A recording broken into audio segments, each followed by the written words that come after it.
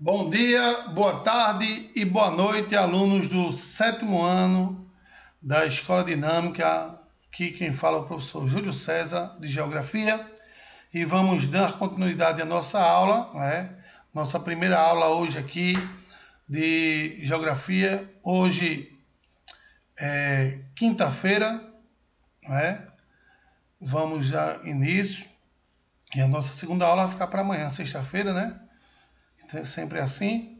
Hoje vamos dar continuidade onde a gente parou na aula passada e a gente estava falando das regiões do Brasil, falando da região sudeste, na realidade do centro-sul, E hoje vamos dar continuidade. Paramos na aula passada, falei para vocês da geografia da região do sudeste brasileiro, E vamos falar agora sobre o clima, dessa região. A região sudeste é uma região que faz fronteira com a região nordeste, com a região centro-oeste e com a região sul. É a única região que não faz fronteira com a região, é a única região que faz fronteira com 3 regiões do Brasil e não faz fronteira com a região norte brasileira. Então, vai apresentar um grande mosaico climático, não é por conta justamente de fazer fronteira com outras regiões do Brasil, E aí, consequentemente, vai apresentar uma variedade muito grande, apresentando basicamente 5 tipos climáticos na região sudeste do Brasil. Ao norte, na divisa com a Bahia, em Minas Gerais, eu vou ter aí o clima semiárido, O semiárido, que ele é tipo do sertão nordestino, que aparece também na região sudeste do Brasil, Justamente porque o norte de Minas Gerais apresenta características do sertão semiárido. E aí, consequentemente, eu vou ter aí uma escassez de chuva muito grande durante o período de tempo, Ou seja, vão ser chuvas durante apenas 3 meses e muito escassas a chuva, E sol durante 9 meses do ano, e o sol de rachar, O índice pluviométrico dessa região aí é em torno de 700 milímetros anuais, e quando 700 milímetros é um índice muito elevado, em relação à região nordeste como um todo, A região ao semiárido nordestino como um todo, 700 milímetros é uma quantidade considerada, para a região. Eu tenho também um clima tropical que abrange a maior parte do território da região sudeste, E aí esse tropical ele varia entre tropical úmido e o tropical semi-úmido, O tropical seco. O tropical úmido vai mais no litoral do Rio de Janeiro e Espírito Santo, Porém, quando adentra em Minas Gerais e vai também nas divisões de Minas e Goiás e de Mato Grosso do Sul e São Paulo, você vai ter aí uma região de clima tropical semi-úmido ou tropical seco, Por conta da ausência da maritimidade dessa região, e aí, consequentemente, eu tenho uma escassez de chuva maior nessa região aí. Eu vou ter nas porções centrais da região sudeste o clima tropical de altitude, região serrana de Minas Gerais, do Rio de Janeiro, São Paulo, Eu vou ter o clima tropical de altitude, onde eu vou ter uma temperatura consideravelmente baixa nessa região, consideravelmente baixa, principalmente na porção sul de São Paulo, que além de estar numa área onde eu abaixo do Trópico de Capricórnio, vou ter uma altitude bem elevada nessa região.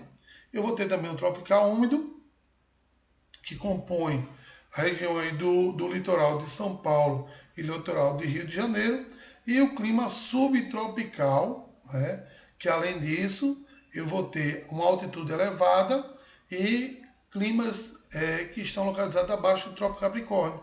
E aí, essa região, eu vou ter a atuação das 4 estações de ano bem definidas: outono, verão, inverno e primavera, que abrange nessa área aí de clima subtropical. Então, o livro está dizendo aqui, o clima tropical abrange a área do Triângulo Mineiro, porção centro-oeste Minas Gerais e oeste paulista. Apresenta 2 estações bem definidas: verão chuvoso e inverno seco.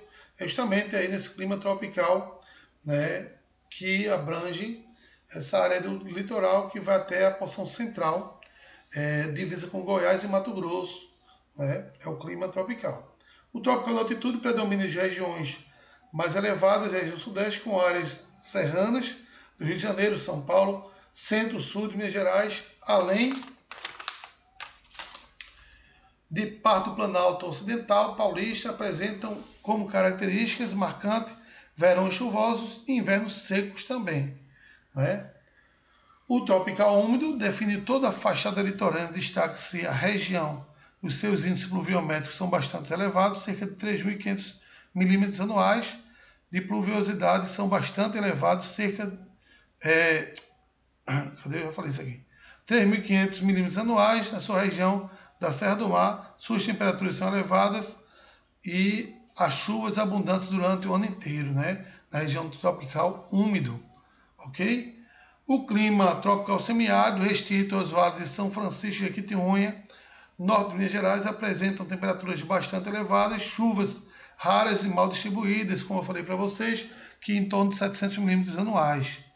E o clima subtropical restringe-se ao extremo sul do estado de São Paulo, região localizada fora da área intertropical, e apresenta baixa temperatura de inverno, chuvas regulares o ano todo, ok? Então, assim como eu tenho um clima muito variado, um mosaico climático muito variado na região do sudeste do Brasil, eu vou ter também uma vegetação também muito variada, já que eu não canso de falar para vocês que o clima, a vegetação é o espelho do clima, né? Então eu vou ter determinadas vegetações para cada tipo climático existente na região sudeste, né? Essa região, em virtude do elevado processo de apropriação do espaço natural, apresenta sua formação vegetal profundamente depredada pela modificação e pelas atividades humanas. Infelizmente, né, aquela região sudeste é uma região muito urbanizada que acabou causando fortes impactos ambientais nas formações vegetais que eram para existir naquela região, né? E aí, consequentemente,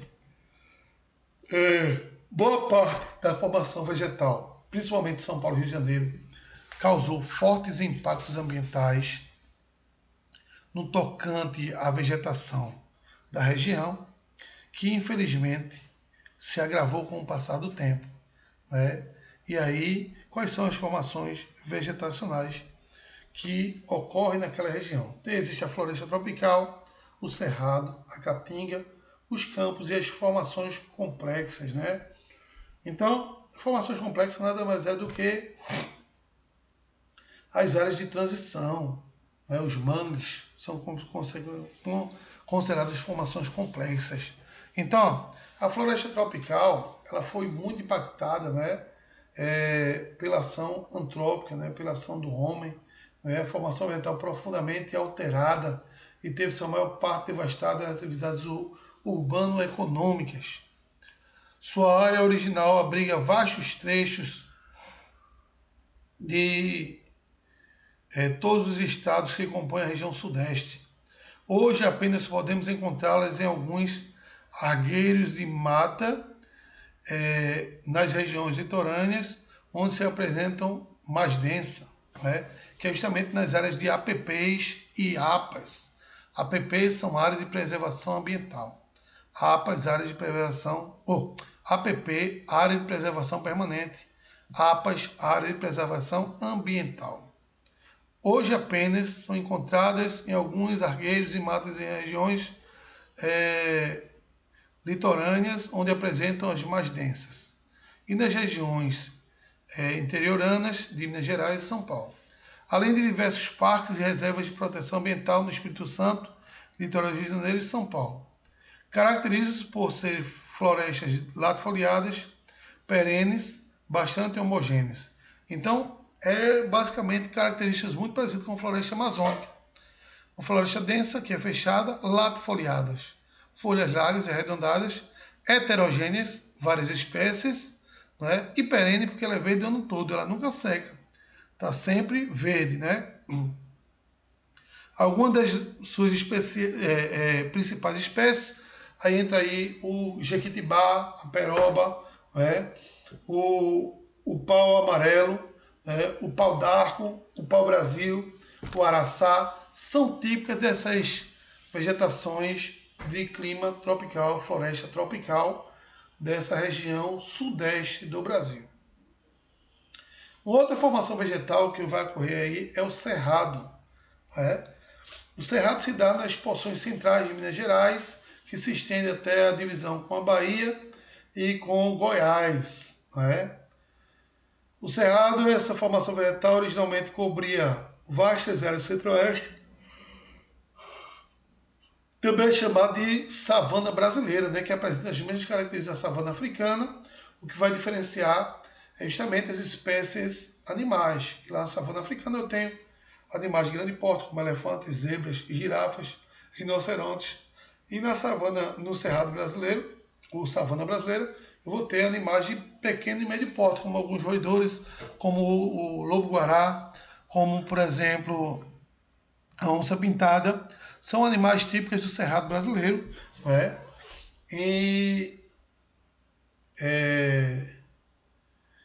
o cerrado, né, ela originalmente cobria vastas áreas do centro-oeste mineiro, divide-se em áreas ao longo da fronteira do Nordeste, entre Minas Gerais e São Paulo, além de uma estreita área que se estendia do centro do estado de São Paulo em direção à fronteira de Minas Gerais, tipicamente formada de estratos arbustivos e herbáceos. Está formado, essa formação vegetal foi gradativamente destruída pela utilização da lenha e de suas espécies transformadas pelo carvão para alimentar os altos fornos das diversas siderúrgicas, sobretudo de Minas Gerais. Além desse processo predatório, o cerrado em vastas áreas passou a ser utilizado para a prática da pecuária extensiva e para alimentar o frigorífico industrial. Então, hoje o cerrado ele sofreu muito impacto ambiental, né? Além da agricultura também, que foi utilizada em boa parte para o desenvolvimento agrícola do cerrado. Né? O cerrado foi fortemente impactado pela ação antrópica.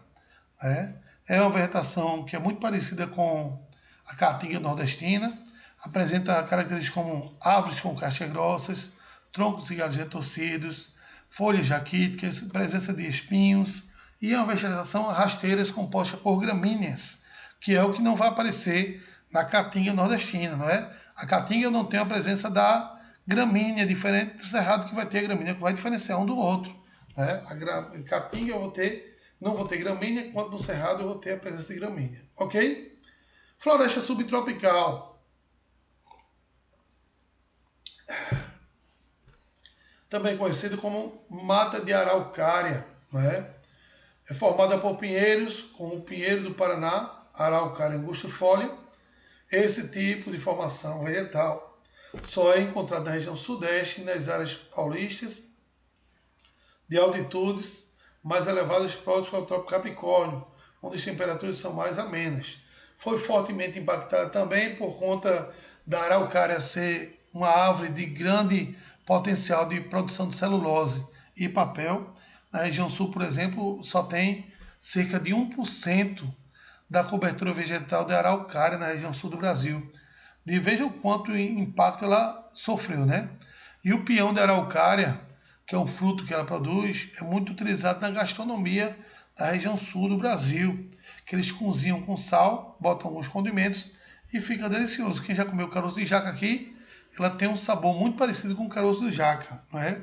E aí muita gente utiliza esse produto, né, de grande importância para a gastronomia do sul do Brasil, né, e se alimentam bem do fruto da araucária, que é o peão. Fala agora da caatinga. Em Mata Branca quer dizer, ou em Tupi-Guarani quer dizer Mata Branca, não é? Essa formação vegetal ela teve esse nome por conta dos índios, quando adentravam no sertão nordestino, observavam uma vegetação um tanto quanto monótona, com uma cor cinza esbranquiçada, e passaram a denominá-la de caatinga, que quer dizer Mata Branca. Formação vegetal formada por plantas xerófilas ou xerófitas, como as das famílias das cactáceas, como o cacto, mandacaru, xique-xique, marmeleiro. Né? São vegetações destituídas de folhagem coberta por pseudos folhas, que são os espinhos. Elas acumulam água em seu caule para sobreviver aos longos períodos de estiagem. É típico do sertão nordestino, e nessa região do norte de Minas Gerais também aparece a formação de caatinga. especificamente no Vale do Rio Jequitinhonha, de São Francisco, onde tem um clima semiárido. Né? Então, a vegetação é típica do sertão nordestino, que aparece no norte de Minas Gerais. Ok? E a vegetação litorânea, também conhecido como vegetação de mares de morro, não é? E aí eu vou ter também a formação dos mangues, não é? Desenvolve-se ao longo de todo o litoral, região sudeste, de forma de mangues e restingas. O mangue, para você ter ideia, é uma vegetação flúvio-marinha, né? Que está localizada entre o rio e o mar. E aí é do tipo halófita, adaptada a um solo com alto teor de salinidade e que apresenta raízes aéreas por conta da lama do mangue apresentar uma grande quantidade de bactérias, porque a bactéria é um ser anaeróbio e não precisa de oxigênio para respirar. A lama do mangue ela não tem oxigênio, e aí as raízes se sobressaem da lama para fazer a troca de gases com o ambiente, não é? E aí ela tem aquelas raízes aéreas por conta disso, não é? Então o mangue ele funciona como berçário natural para as espécies tanto marinha quanto espécies do rio, né? Espécies fluviais. E aí os animais que depositam ovos no mangue, quando os ovos eclodem, se o animal for do oceano, o peixe pela seleção natural ele nada para o oceano. E se for para o rio, ele nada para o rio. Né? Então é a seleção natural que a própria natureza se incumbe a fazer, né, com relação a esse processo. É por isso que é tão importante a perpetuação do mangue, né, no ambiente controlado, para que você não extingua algumas espécies animais e vegetais. Né? Vamos agora falar dos aspectos sociais e econômicos da região sudeste, que a região sudeste é considerada o motor do Brasil, especialmente o estado de São Paulo, onde eu tenho a maior concentração de indústrias no Brasil, que fortalece assim a economia nacional. Ok? Essa região apresenta atualmente uma população de cerca de 25.107.616 habitantes, o que totaliza cerca de 50% de toda a população brasileira, não é? Bem como a maior densidade demográfica, cerca de 47,38 habitantes por quilômetro quadrado.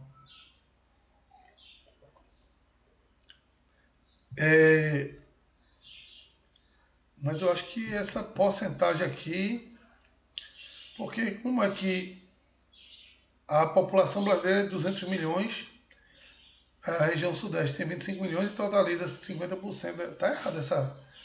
Era para ser pelo menos 100 milhões, né, de habitantes a população, para totalizar 50% da população brasileira. Então essa informação é meio equivocada, viu? Com relação a esses dados aí, está meio errado. Se a população é de 200 milhões, se for 50%, seria pelo menos 100 milhões de habitantes. Não é? Então está errado aí. Não sei se é a quantidade de habitantes ou se é a porcentagem que está errada aí dessa população. Aí seria 25% da população brasileira, a população de São Paulo. Pois bem, mas ela representa o maior contingente de população do Brasil realmente, não com essas proporções que ele colocou aqui. Né? Esse processo quantitativo populacional deve-se ao diversos fatores com a instalação da ampliação da cafeicultura e, posteriormente, a indústria que passou a atrair levas e mais levas de imigrantes de outros países e imigrantes brasileiros, como os nordestinos. O crescimento natural apresenta índice relativamente baixo, em torno de 1,6% ao ano, que, conjugado com a retratação dos fluxos migratórios, fez com que o crescimento total da população seja relativamente lento. Então, a região São Paulo, ela, como foi uma área de grande atração econômica, né, de grande crescimento econômico, se tornou uma grande atração populacional. E aí, consequentemente, muitas pessoas acabaram migrando para aquela região, né, o que contribuiu de forma considerável, né, para o processo de desenvolvimento urbanístico, né, e ficou um processo urbanístico de forma descontrolada. Hoje a região sudeste é uma das regiões que maior concentra a quantidade de ocupações ordenadas ou favelas no Brasil, né, principalmente no estado de São Paulo e Rio de Janeiro, onde tem os maiores complexos de favelas do Brasil e, consequentemente, eu tenho esse grande problema habitacional e urbanístico naquela área. E aí eu tenho problema de saneamento básico, né, com esgotos a céu aberto, problema de pessoas com problemas de verminoses, né, um grande índice de violência nas grandes metrópoles, e isso está relacionado a esse processo. Distribuição populacional tipicamente urbana apresenta cerca de 90,52% das pessoas vivendo nas cidades, a população vivendo nas cidades. É nessa região que se desenvolvem os conglomerados humanos gigantescos, com duas maiores metrópoles brasileiras, que é Rio de Janeiro e São Paulo, que foram pela interligação dos seus espaços construídos uma verdadeira megalópole, né? Então, uma área de grande atração que transformou-se numa verdadeira megalópole. Ao lado desse gigantesco estrutural, a região sudeste apresenta um quadro social humano profundamente multifacetário. Há uma pequena parcela da população em que se encontra privilegiados sociais, economia bastante economia urbanamente convivendo ao lado de uma enorme parte da população muito desfavorecida, que é justamente esse contraste social existente entre as favelas e o meio urbano desenvolvido, né? Não é à toa que o IDH dessa região, que é a mais rica do Brasil, não chega e ultrapassa a da vizinha região sul, além de apresentar uma mortalidade infantil superior à da região centro-oeste e sul do Brasil. Isso justamente por conta dessa discrepância que existe em relação à sua economia, né? Essa diferença social é muito grande e aí aumenta-se com isso os índices de fome, aumenta-se com isso o índice de violência, não é? Então, um processo em cadeia, não é? Um efeito dominó que se dá de forma descontrolada na região sudeste por conta dessa superpopulação que existe nessa região e aí, consequentemente, acabou se agravando desta maneira.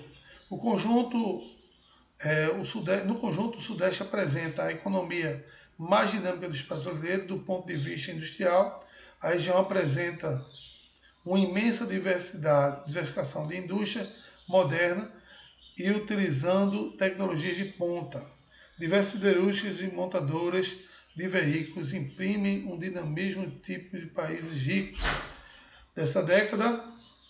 Desde a década de 50, a locomotiva move a fluente economia do Sudeste é São Paulo, que sozinho abarca cerca de 36,5% do PIB nacional. Ou seja, São Paulo ele é um dos grandes fatores de desenvolvimento econômico do Brasil. Né? Por isso que é considerado o motor do Brasil, a cidade de São Paulo, justamente por conta desse grande poderio econômico existente naquela cidade.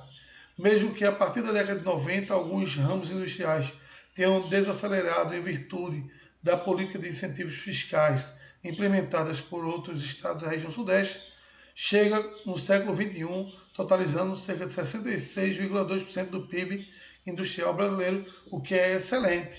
Essa questão tirando São Paulo como um grande polo, a região sudeste, como um grande polo de industrialização, ramificando para as outras regiões, também foi de grande importância, né, porque não deixou a região de São Paulo e a região sudeste muito saturada em termos de industrialização e promoveu o crescimento também para as outras cidades que passaram a partir de então a ser industrializadas. Isso foi muito importante para o Brasil como um todo. Os maiores centros industriais estão instalados nessa região, principalmente formando empresas transnacionais atraídas por inúmeras vantagens, como os incentivos fiscais, mão de obras abundante e barata, grande mercado consumidor. Em virtude disso, a região sudeste, que é um meio que o meio ambiente é mais agredido, depredado, as florestas nativas são constantemente destruídas, os rios são plenamente poluídos e o ar irrespirável, que é o caso, por exemplo, das regiões industrializadas de São Paulo, como a região do ABCD Paulista, né? A região do Vale do Paraíba, né? São áreas de grandes concentrações industriais que acabam gerando um forte impacto ambiental, formando assim as chamadas ilhas de calor, formando as chamadas chuvas ácidas. Então, são processos que foram contribuídos consideravelmente por conta justamente desse desenvolvimento industrial que a indústria acabou de uma forma acarretando de forma negativa, né, esse processo. Então, principais regiões industrializadas do Sudeste. São Paulo, a região do ABCD Paulista, que entra aí a cidade de Santo André, São Bernardo, São Caetano e Diadema. Essa aí é a região do ABCD Paulista. Eu tenho também o Oeste Paulista também, que apresenta uma grande concentração industrial. Rio de Janeiro é uma das áreas também de grandes concentrações industriais. Belo Horizonte, o Vale do Paraíba, Volta Redonda, São José dos Campos e Campos,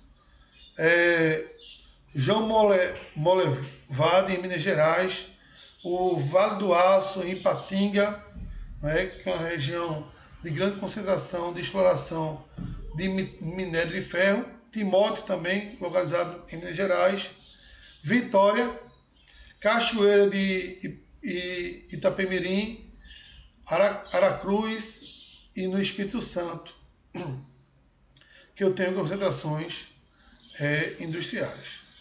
A agricultura dessa região apresenta um elevado padrão de desenvolvimento técnico e de produtividade, podendo destacar a cafeicultura paulista e mineira.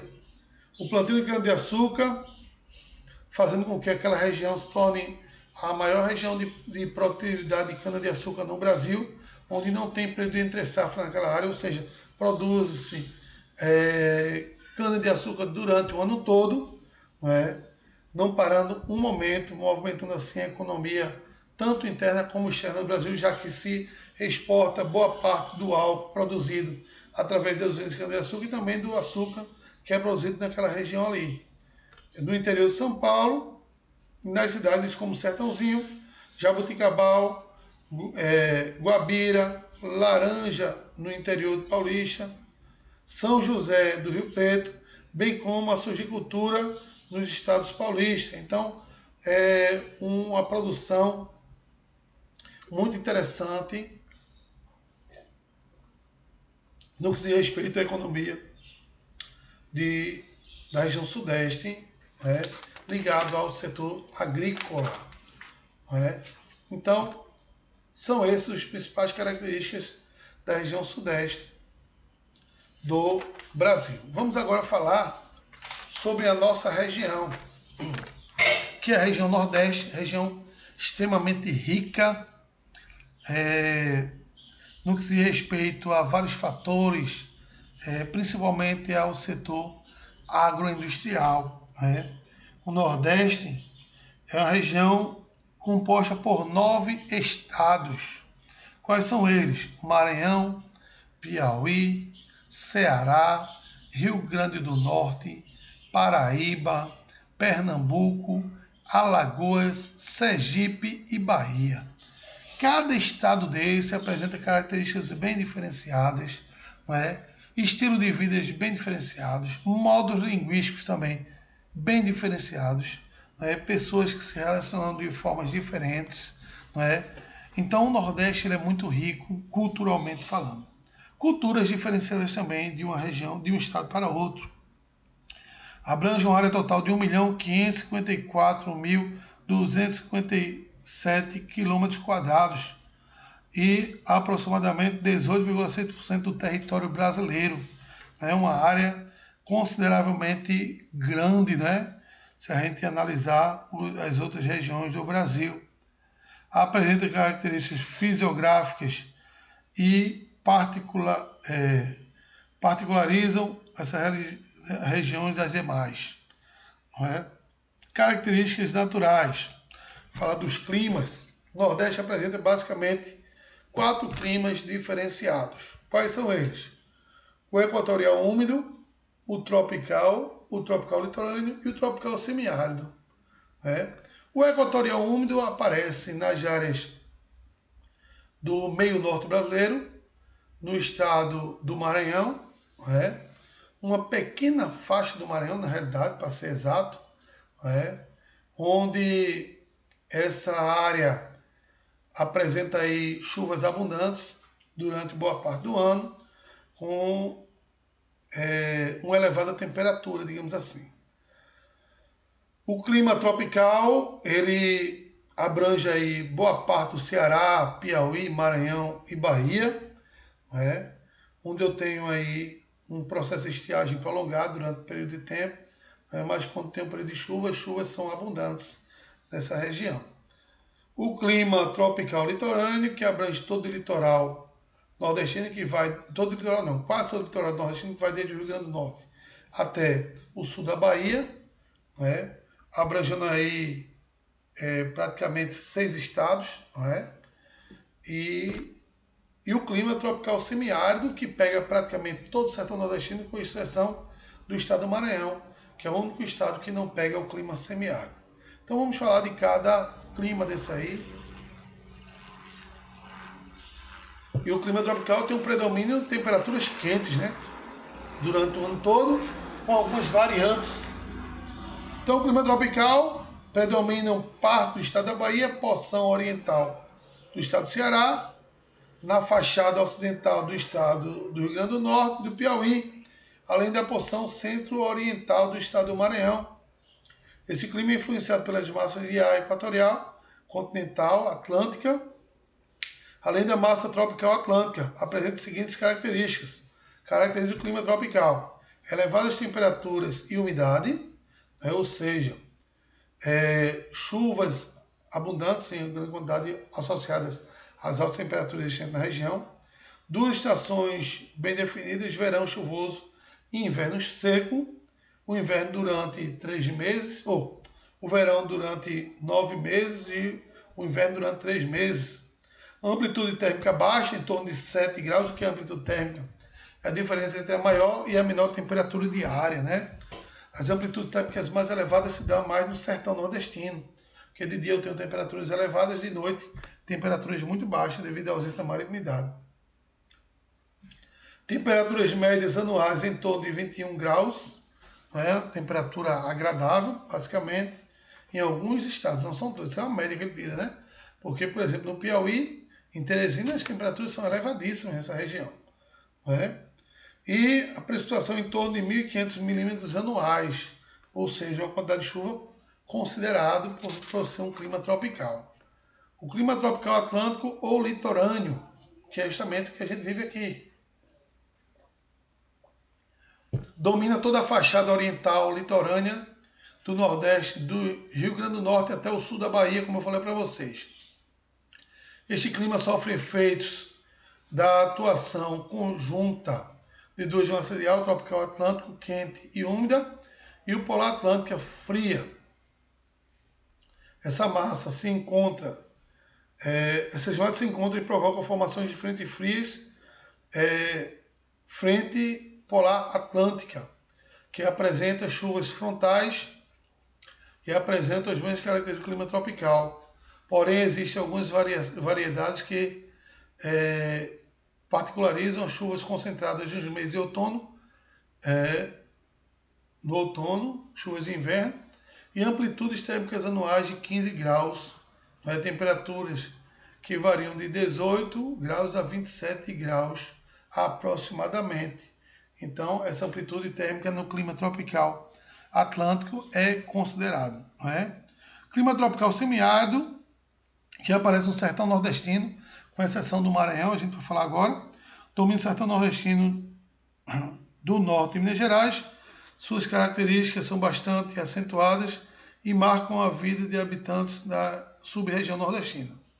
Elevadas médias temperaturas, Chuvas escassas o ano todo, entre 400 e 700 milímetros anuais, mal distribuídas e concentradas num período normalmente entre dezembro e março, quando as massas equatoriais, continentais e equatoriais atlânticas têm força suficiente para levar a umidade até o sertão.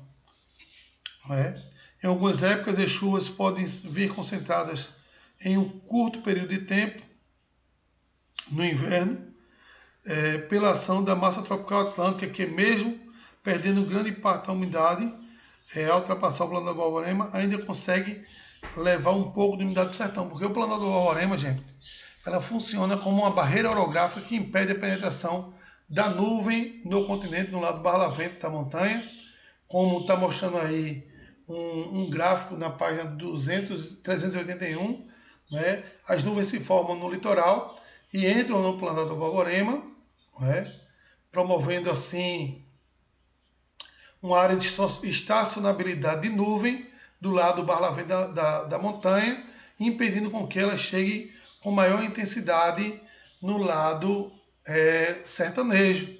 E aí eu tenho esse processo, uma área de estacionabilidade de nuvem no lado barlavento da montanha, por conta das nuvens que se formam no litoral. Ok? E aí eu tenho uma menor quantidade de chuvas no sertão. Longos períodos de estiagem, mesmo fazendo parte do grupo de climas tropicais, alguns autores colaboram e acarretando grande ausência de chuvas que marcam este clima. São elas formações de uma célula de alta pressão sobre o sertão que provoca o afastamento da massa de ar úmida. E existe a existência de uma barreira natural que é o planador Borborema impede a passagem dos ventos úmidos alísios vindos do litoral em direção ao sertão, provocando uma chuva na zona da mata litoral, uma escassez no sertão. Existe a corrente fria de Bengala, que atua provocando uma condensação do vapor do oceano, acarretando a precipitação sobre este elevado e levando a seca aos litorais do Rio Grande do Norte e do Ceará. E saindo do domínio dos climas tropicais em direção ao norte, encontramos a porção ocidental do estado do Maranhão, o clima equatorial, que apresenta chuvas abundantes durante o ano todo e temperaturas bastante elevadas. Por conta aí da influência do clima equatorial, influência dos rios da região amazônica, vai apresentar aí esse clima equatorial na região do sertão nordestino, do meio norte brasileiro, entre o Piauí e o Maranhão. Vegetação. Assim como eu tenho uma variedade climática, eu também vou ter a vegetação, como eu falei para vocês, na região sudeste, eu tenho um mosaico vegetacional, onde vai ser a vegetação, o espelho do clima nesta região.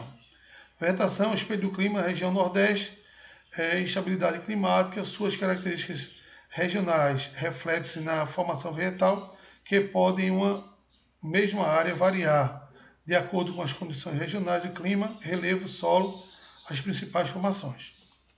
Aí eu tenho aí floresta equatorial.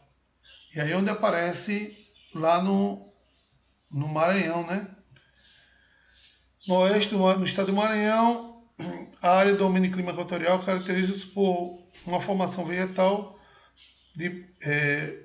de porte tipicamente arbóreo, heterogênea, fechada, vegetais de folhas largas, perenes, o ano todo, verde o ano todo.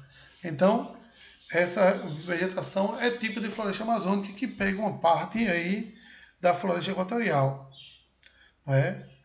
A Mata Atlântica predomina o litoral nordestino, desde o Rio Grande do Norte até o sul da Bahia, mas ela na realidade vai até o sul do Rio Grande do Sul, praticamente destruída pela ação antrópica, pelo crescimento das cidades, já que essa vegetação está muito próxima às áreas urbanas, e aí foi praticamente degradada. Sua área de devastação Destaca-se aí o pau-brasil, que foi muito também retirado pelos portugueses na época, iniciou o pau-brasil, e posteriormente as grandes áreas foram retiradas para a implementação da monocultura da cana-de-açúcar, não é? E por conta da urbanização também, que se localizou nessa região do litoral nordestino. E localizada originalmente uma região domínio de clima tropical atlântico, a zona da mata, o litoral, aparece o agreste também. Entre a zona da mata e o litoral, aparece aí também o agreste nessa área, né, que é uma área de transição entre a Mata Atlântica e a zona da mata e o sertão nordestino. Eu tenho o agreste, não é?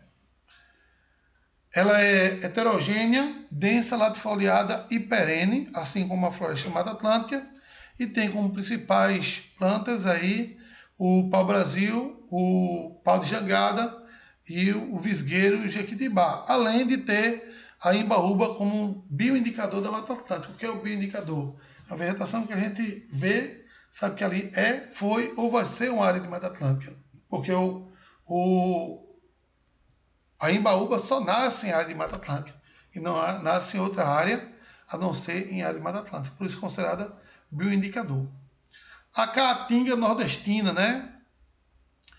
Caatinga, como eu falei para vocês quando eu estava falando lá da caatinga lá no Minas Gerais, né? A caatinga, palavra em tupi-guarani, quer dizer mata branca, por conta da vegetação cinza esbranquiçada de cor monótona. Os índios adentravam no sertão nordestino e começavam a chamar essa vegetação de caatinga, quer dizer mata branca, vegetação que singulariza uma porção do espaço planetário, ou seja, ela é endêmica do sertão nordestino, não existe em outro lugar do Brasil nenhum. Surge na região do clima semiárido e é composta de diversas plantas xerófilas, como os cactos, mandacaru, xique-xique, coroa de frade, marmeleiro, entre outros.